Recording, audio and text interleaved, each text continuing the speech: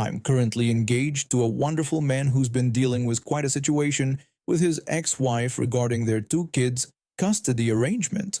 A bit of backstory: my fiancé and his ex divorced about 5 years ago. Initially, the split was relatively amicable. They agreed on custody arrangements without involving courts, mainly because my fiancé's work schedule was pretty demanding. He managed to get 5 out of 14 nights with the kids, and even that required him to get special permission from his boss to come in late one day every other week. Things were working fine until I came into the picture 3 years ago. The ex-wife didn't take it well when we moved in together, but she kept things civil on the surface. Then COVID hit, and that's when everything went sideways.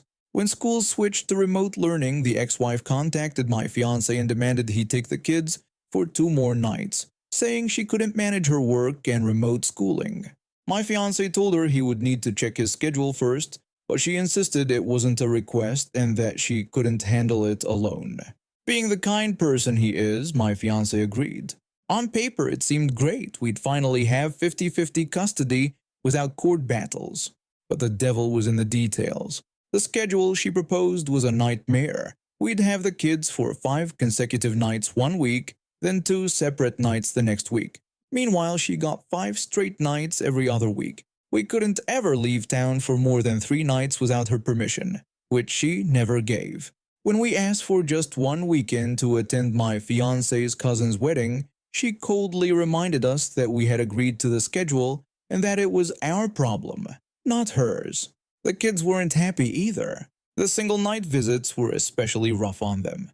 The younger one would complain about hating to pack for just one night, while the older one pointed out that they barely had time to settle in before having to leave again.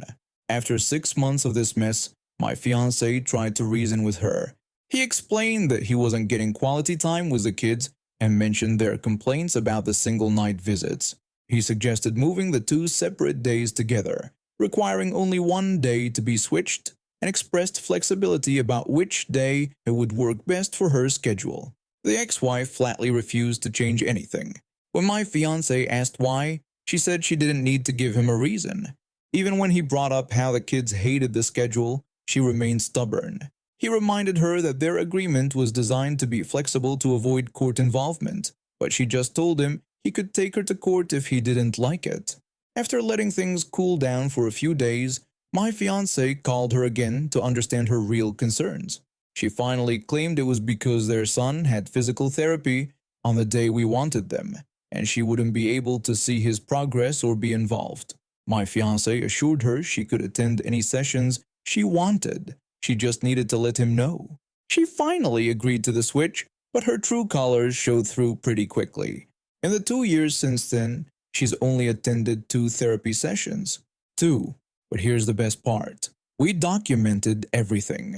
Every missed therapy session, every refused schedule change, every time she prioritized her convenience over the kids' well-being. Last month, when she tried to modify the custody agreement again to suit her new work schedule, we pulled out all that documentation. Suddenly, she became much more flexible about our schedule requests. Amazing how that works, isn't it? Now we finally have a schedule that actually works for everyone, especially the kids. They're happier, more settled, and we even got to attend 3 family weddings this year, all without having to beg for permission. I recently moved to a small town after getting a new job as a service technician. The work schedule is Tuesday through Saturday, 8 to 5, though I often work late. My job involves driving around in a company truck to fix things at customers' houses, sometimes dealing with up to 10 different people a day. By the time I get home, all I want is peace and quiet while I unwind at my computer. When I was looking for a place to live, I found this decent duplex on the outskirts of town. During the viewing, the landlady made some concerning comments about how she'd shown the place to certain people she didn't want as tenants. I chose to ignore the obvious implications since I just wanted a place to live.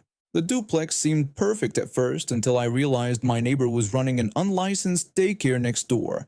She had anywhere from 10 to 12 kids crammed into her tiny 1,000 square foot unit. When I signed the lease, she had mentioned running a small daycare, but I never imagined it would be this chaotic. My Mondays off became a nightmare. I'd wake up at 7 a.m. to kids banging on walls, jumping on furniture, and my neighbor screaming at the top of her lungs. This would continue nonstop until 7 p.m. After a few weeks, I decided to have a friendly chat with her about it.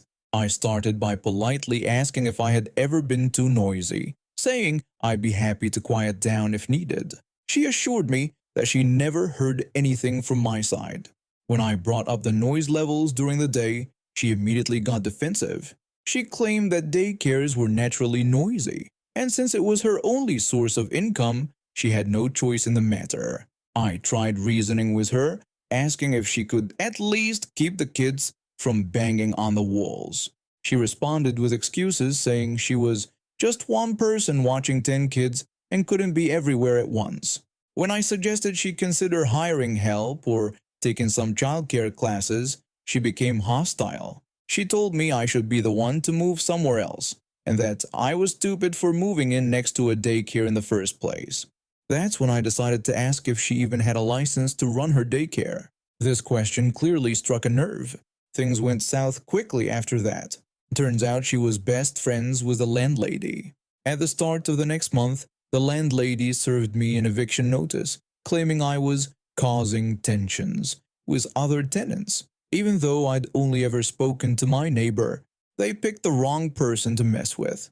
I did some research and discovered my neighbor was breaking multiple childcare laws. The state has strict limits on how many children an unlicensed facility can watch, plus requirements for inspections and background checks. She had none of these. I also learned that it's illegal for landlords, even private owners, to discriminate against tenants based on race or other protected characteristics. I called Child Protective Services to report the illegal daycare. Within an hour, 2 agents and some police officers showed up.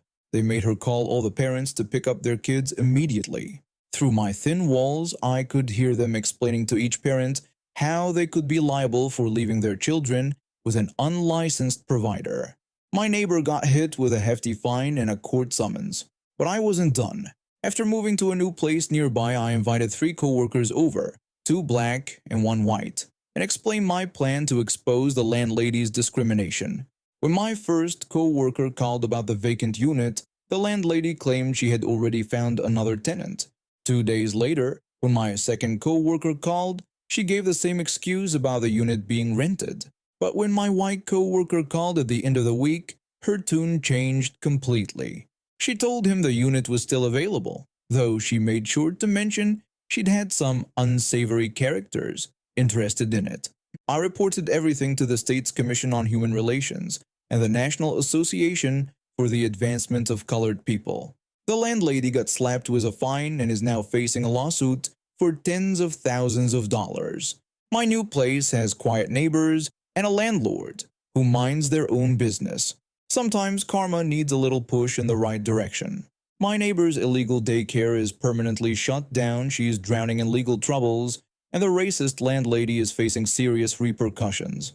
I'd say that's a pretty satisfying ending to the whole mess. After my shoulder injury ended my competitive swimming career 2 years ago, I had avoided pools like the plague. But my physical therapist had been insistent. Swimming would help rebuild my strength without putting too much strain on the joint. So here I was 3 times a week trying to remember how to move through water without looking like a drowning duck. It was during my second week that I met them, a mom and her son probably around 7 years old. The mom had noticed me struggling to find space in the crowded family area and kindly offered me her lane in the lab section, mentioning that I seemed to need it more than she did. After that, we developed this nice routine where I'd pause at their end of the pool to catch my breath and we'd chat a bit. Today started pretty much the same way. I was doing my usual attempt at freestyle when the mom waved me over. She asked if I could watch her son while she used the bathroom. I just nodded. Years of having 3 sisters taught me never to ask a woman about bathroom emergencies. The little guy was already comfortable with me and we've been sharing the pool area for weeks now. For the next 10 minutes, our swimming lesson quickly turned into what felt like a circus act. He discovered that my shoulders made an excellent diving platform, and honestly, I didn't mind. The joy on his face every time he jumped from the clouds, his words, was worth the slight discomfort. That's when she appeared, a woman who practically materialized beside us, dragging a little girl behind her like a reluctant shadow. Her hair was styled in that infamous asymmetrical cut that seemed to be the uniform of entitled parents everywhere. She demanded to know where the boy's mother was and why I was letting him climb all over me. Before I could even open my mouth to explain, the little boy, still perched on my shoulders, delivered what might be the most legendary response I've ever witnessed. He loudly announced to Karen that his mommy had asked me to watch him, adding that his mom hadn't pooped in 3 days and had probably just got unstuck. Then he asked Karen if she was really going to ruin that for his mom too. The pool area went so quiet you could hear water dripping from the gutters. Then came the poorly concealed snorts and chuckles from other swimmers. One older gentleman actually had to pretend he was coughing to hide his laughter. Karen's face went through an impressive color spectrum, settling on a level of red that would make a tomato jealous. She grabbed her daughter's arm and stormed toward the locker room, muttering something about inappropriate behavior and calling the manager. The moment she was gone, I couldn't help but give the kid a high five. The other swimmers were openly grinning now, and one lady nearby actually gave him a thumbs up. When his mom returned, the embarrassment on her face was priceless. When her son proudly recounted the entire exchange, she was mortified about her personal business being announced to the entire pool, but there was a hint of pride in her eyes too. She apologetically suggested they should probably leave. Before they left, though, another regular swimmer approached us and told us not to worry about what Karen had said. The swimmer explained that Karen had been trying to get people banned from the pool for months, and just last week she had complained about an elderly couple doing water aerobics too, suggestively. That made everyone laugh again, and the mom seemed to relax a bit. When they were leaving, I overheard the little boy asking his mom if they could come back tomorrow, and I couldn't help but smile. I grew up in what I can only describe as a nightmare. My parents weren't just neglectful, they were actively harmful to my development. They'd spend money on expensive vacations and luxury cars while I wore the same worn-out clothes to school. When I needed school supplies, they'd tell me to figure it out because they weren't made of money. Meanwhile, they'd come home with shopping bags full of clothes. They kept detailed records of every single penny they ever spent on me. Everything from diapers to school lunches was meticulously documented in what they called their investment portfolio. They'd regularly remind me that I was costing them a fortune and that I'd better be worth it someday. I started working when I was 15, lying about my age at a local diner. Every penny I earned went into a secret bank account. My parents found out about my job and demanded 70% of my earnings for room and board. When I refused, they kicked me out. I was 17. My supervisor at the diner noticed I wasn't doing well and asked if I had been sleeping in my car.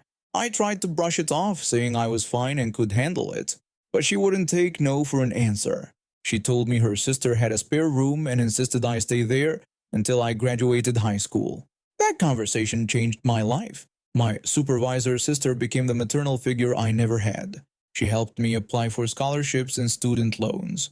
I worked 3 jobs through college, studied whenever I could, and graduated with a degree in computer science. 10 years later, I was running my own successful tech company. I'd managed to stay completely off social media to avoid any contact with my parents. But money has a way of making noise. After my company was featured in a business magazine, they showed up at my office unannounced. My mother put on a sweet voice, calling me her darling son and claiming they'd missed me so much. I immediately called security to escort them out. My father got angry, demanding to know if this was any way to treat my parents, insisting they had invested everything in me. When I pointed out that they had kicked me out at 17, my mother tried to justify it by saying they were teaching me responsibility and that their method had clearly worked, so I owed them my success. I told them I didn't owe them anything and asked them to leave. 2 days later, I received a lawsuit claiming I owed them $357,000 in childhood expenses plus interest. They argued that their tough love approach was directly responsible for my success, and therefore they deserved compensation. The lawsuit was ridiculous, but what came next was surreal. They went to every news outlet that would listen. They cried on morning shows about their ungrateful son, who abandoned them after they sacrificed everything. They started a social media campaign with the Knocker Justice for Parents that initially gained traction. But they got greedy. They started doing more interviews, and their story kept changing. In one interview, they claimed they paid for my college education. In another, they said they supported me through my first failed business. I never had one. Then my old supervisor from the diner came forward. She publicly shared how she had watched me sleeping in my car for 2 weeks before she found out about my situation and said that my parents were lying about everything. More people started speaking up.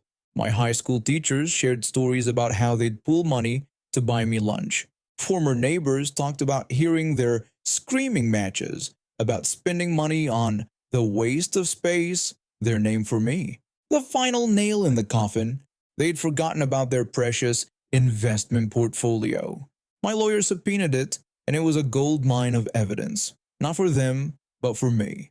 It showed years of systematic financial abuse, including them taking money from my childhood bank account that relatives had set up for me. The judge didn't just throw out their lawsuit, she referred the case to the district attorney's office for potential criminal charges related to the documented theft from my childhood account. Outside the courthouse, my mother screamed that I was destroying their lives. I calmly told her that their own greed did that. My father threatened to tell everyone what an ungrateful son I was. I simply replied that their own records had already told everyone the truth. They were eventually charged with financial fraud and had to pay restitution for the money they stole from my childhood account. The social media campaign they started turned into parental abuse survivors, where thousands shared stories of entitled parents trying to cash in on their children's success. My company launched a foundation that helps young people who've been financially abused by their parents, providing scholarships and legal aid. The last I heard, my parents were complaining on some obscure blog about how their son stole their retirement. Meanwhile, I'm finally living my life on my own terms, surrounded by people who actually care about me, not my bank account.